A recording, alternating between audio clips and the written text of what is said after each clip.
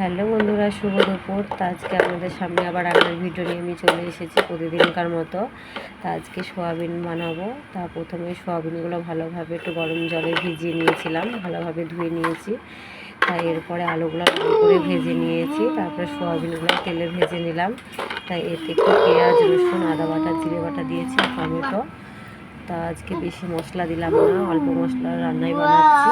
তারপরে সব রকম সবজি দিয়ে একটা সবজি বানাবো, যার জন্য পটলগুলো প্রথমে আমি ভেজে নিয়েছি, তেলের উপরে পাঁচফোড়ন দিয়ে নিয়েছি। তারপরে বাকি যে সবজিগুলো কেটে রাখা ছিল সেগুলোও দিয়ে দিলাম, বরবটি, আর এদিকে আছে কাঁকরোল, বেগুন আর আলু, সেগুলোও ভালোভাবে আমি ভেজে নিচ্ছি। তা কিছুক্ষণ ভেজে নেব, ভাজা ভাজা হয়ে গেলে তারপরে নুন হলুদ দিয়ে দেবো পরিমাণ মতন। তা পরিমাণ মতো নুন হলুদ দেওয়া হয়ে গেলে মশলাটা দিয়ে দেবো, আদা, জিরে বাটা, লঙ্কা বাটা। তা মশলা দিয়ে ভালোভাবে কষিয়ে নিয়ে আমি পরিমাণ মতন জল দিয়ে নিয়েছি, তা দেখতেই পাচ্ছেন। তা পরিমাণ মতন জল দেওয়া হয়ে গেছে, এরপরে সেদ্ধ হওয়ার অপেক্ষা। তা সেদ্ধ হয়ে গেলে আমি নামিয়ে ফেলবো।